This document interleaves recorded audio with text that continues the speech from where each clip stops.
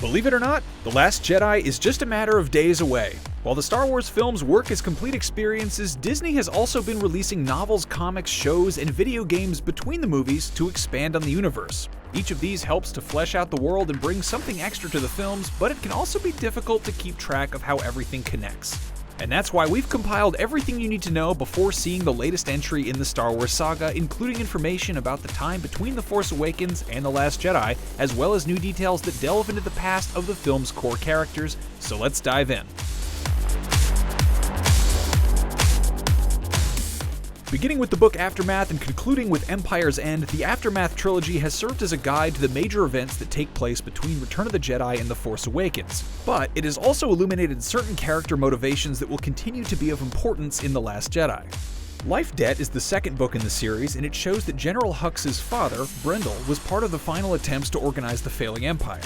The same novel reveals that Leia is pregnant with Han's child, a pre-evil Kylo Ren, while also detailing Chewie and Han's attempt to free the Wookiees' homeworld, Kashyyyk, from the Empire.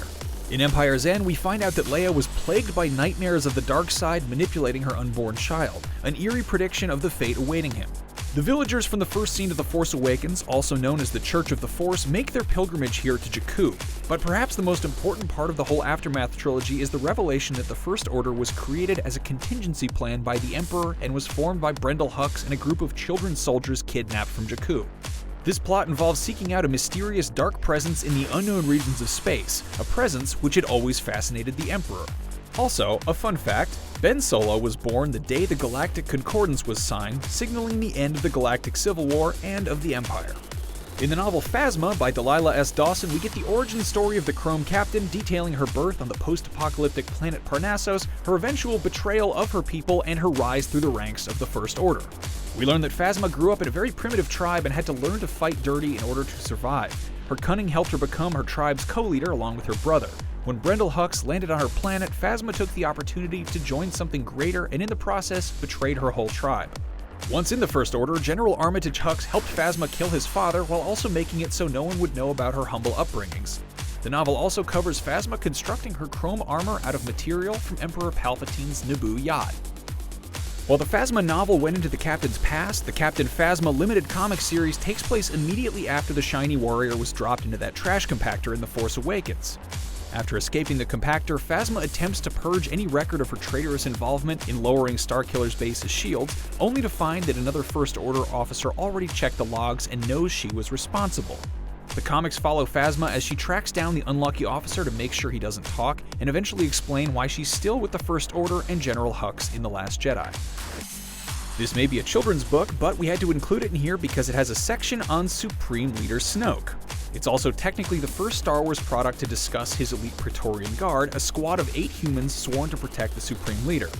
Styled after the Emperor's Guards from Return of the Jedi, but with more of a samurai edge to them, they work in shifts to make sure Snoke is always guarded while on his mega-class Star Destroyer, the Supremacy. Poe Dameron may have been a bit underutilized in The Force Awakens, but since then he's been the star of his own comic for 20 issues and counting. The series takes place prior to that movie and follows Poe and his Black Squadron as they attempt to locate Lor San Tekka, the Church of the Force member and keeper of the map to Luke Skywalker, who he finally found in the opening moments of The Force Awakens. Additionally, in the comic Shattered Empire, we learn that Poe's mom planted a Force tree in their yard and that the boy grew up in the presence of the mystical plant. Could that be why he's such an ace pilot? Battlefront 2 is the new video game that follows Iden Versio, the leader of the elite Inferno Squad, as she fulfills the Emperor's final orders, Operation Cinder. The game shows how the Empire's last grasp at power fails, while also covering the liberation of Kashyyyk and the Battle of Jakku. The companion novel, Battlefront 2 Inferno Squad, explains a lot about the star of the game's campaign and actually ties in closely to the film Rogue One. After the death of Saw Gerrera on the planet Jedha, members of the Resistance fight on, inspired by the fallen extremist and using his tactics. Inferno Squad is brought together in an attempt to counter these new insurgents.